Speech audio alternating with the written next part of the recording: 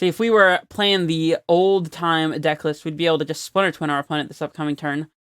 Doesn't seem like that's going to be the case. In fact, we're taking a huge chunk of damage here, thanks to Pure Steel Paladin, so...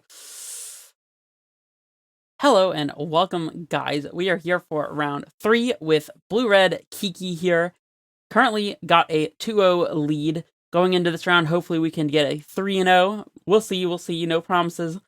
But if you're interested in details about the deck list, how we arrived at these card choices and whatnot, then check out match 1. That's where you'll find all of that wonderful information. I will not be going over that here. But yeah, I'm pumped. So let's just jump straight into the match. Wow, that was fast. Go ahead and join this match. We are on the play both match 1 and 2, so maybe we can be on the play again. Hey. Oh, is this pedrogush again? We played against them before with the Kiki deck. I wonder what they're playing. We have a hand with some 1-mana interaction. We got Valcut Awakening. We got lands. We got a Pestermite. I mean, we'll keep playing against the Luris deck. I believe last time we played against them, they were on Hammer Time. I gotta say in the chat, didn't we just play earlier this week? I would imagine that our opponent is still on Hammer Time. That would be very intriguing to play against the same person twice in the same league. Well, we'll see if we can run it back. That's ridiculous. Alright, let's play out this Polluted Delta and pass it back. We're most likely casting this Opt. That's ridiculous.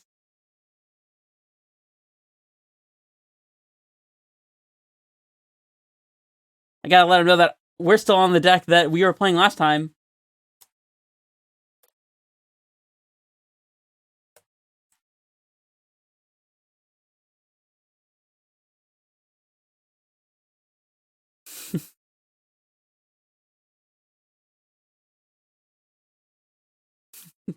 That's ridiculous. It's amazing. Our opponent doesn't seem to have the Sigarda's Aid. We'll hope that that remains to be the case, and let's go ahead and cast this Opt here. Not sure exactly what we're looking for, but whatever it is, I hope we find it. Snapcaster Mage. Getting back a Flame Slash seems pretty good. Sure. We'll keep that one.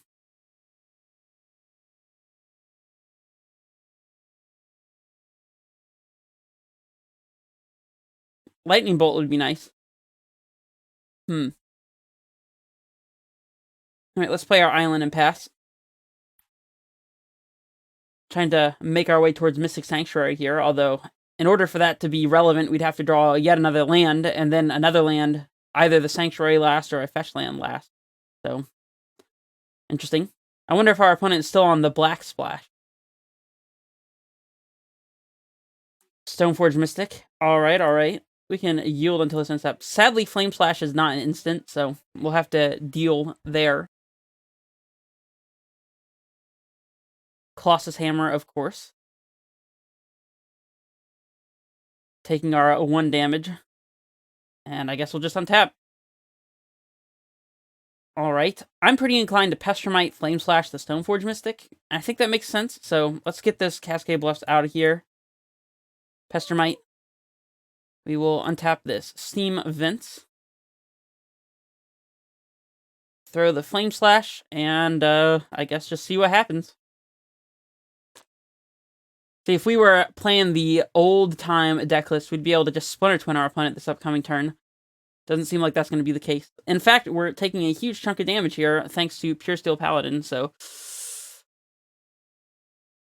not much that can be done about that.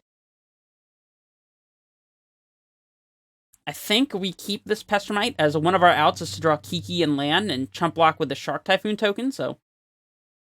they're equipping the Memnite. Well, that gives us even more outs, since we can block the Memnite with Snapcaster Mage. Definitely not blocking.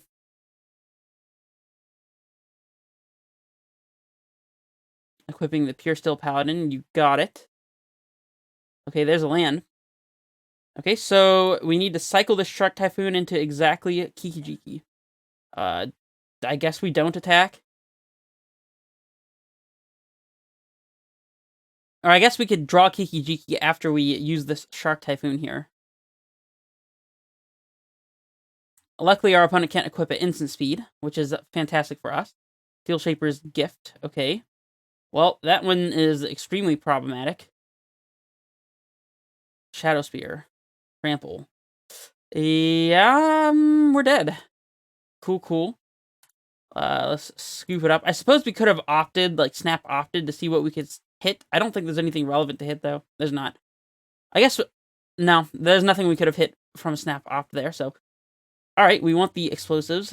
Unfortunately, I have to pause the video here. I have no other choice because at this particular point in time, my computer started acting up and almost shut down. I don't really know what happened, of course, because it's plugged in and charging and shouldn't have had any issues, but regardless, the rest of this match will have to be a playthrough, which is, as you probably know, not my preference, but regardless, here we are. So I will continue with the sideboarding. Of course, we brought in engineered explosives and the anger of the gods to deal with our opponent's creatures threats, and ceremonious rejection as well to counter irrelevant artifacts, the hammer, for example, that kind of thing. And the board outs here were Blood Moons, of course, as our opponent's on a monocolored deck, and 3 remands as our opponent's spells all cost 1 and 2 mana, so I would like to board out the 4th remand, in fact, but we don't really want to bring any of these other cards in, even Jace, for example. So this is the sideboarding that we went with, and I will see you guys very shortly for Game 2. Alright, guys, so we are here for Game 2 against Pedro, and we are on the play, of course, so we choose to be on the play. And we are greeted with the following opening hand. We have lands and spells and Pestermite and engineered explosives, and yeah, we are ready to go here. Our opponent mulligans to 6, then to 5, then to 4 cards. Very unfortunate for them. And we're going to go ahead and lead off on a fetch land here. The reason being that if we happen to opt into a Lightning Bolt and then draw a Lightning Bolt for turn, we can hold up double Bolt with our 2 fetch lands on turn 2, as long as we play 1 fetch land out here. So we are planning on casting off at this beginning, at this instep of our opponent's next turn. So, and they play turn 1 Silent Clearing, Sigarda's Aid. Very scary start. Not much we can do about it, though, as we fetch, shock, and cast our oft here. Seeing an Anger of the Gods, which we put on the bottom, as our opponent is already so low on resources, it's unlikely they'll be committing multiple threats at once, and Anger is just kind of an expensive card. And we go ahead and untap, and our top deck is another Pestermite, which is interesting to say the least, as we go ahead and play out our fetch land here and commit our explosives on 1, as our opponent does have Silent Clearing, and last time we played against them in this very league, they were splashing black, so it's not impossible for them to have something like Thoughtseize. So that is the idea about playing this explosives out, and especially since we know we're not playing anything else this turn, might as well use the mana. Our opponent is going to untap here, and they play a Nexus and a Pithing Needle, naming engineered explosives, of course. So we got a little bit punished for playing out our explosives there. And they Steel Shaper's Gift for a hammer, of course. Pass it back. So here we're going to go ahead and fetch up our Steam Vents and untap. Draw a Bolt, that's pretty good. Play land and pass it back. Our opponent plays Stoneforge Mystic. Alright, and they search for Shadow Spear so that they can get through with Trample and Lifelink. The Trample mainly being the important factor here, as they go ahead and pass it back. And we choose not to cast Pestermite there, because Pestermite is a key point of interaction, being able to tap our opponent's creature. So if we were to go for the Lightning Bolt and it didn't work out, then we'd be able to tap our opponent's creature with Pestermite. So that's the idea. We are very close to comboing here as we play our 4th land drop and pass it back. We just need to hit a red source, of course. And our opponent plays land and goes for the attack for 1. No problems here. We take our 1 and go for the end of turn Pestermite, as if we top deck any red source, we'll be able to cast our Kiki and win the game, of course. And we do have a Bolt for backup here, as our Pestermite goes to tap our opponent's Inkmoth Nexus. They do choose to flash in the hammer, so we're going to respond to the auto equip from the Sigarda's Aid with a Lightning Bolt, of course. And unfortunately for us, our opponent has drawn a 2nd hammer, so our Lightning Bolt is basically wasted here, but at least we can still use Pestermite to tap down. And of course, if we top deck that red source, then we just win the game on the spot. And they go ahead and commit the Shadow Spear as well, knowing that their creature is safe from Bolt. And that is all of our opponent's cards. We don't even have to have any fear of Path to Exile. We just need to top deck this red source.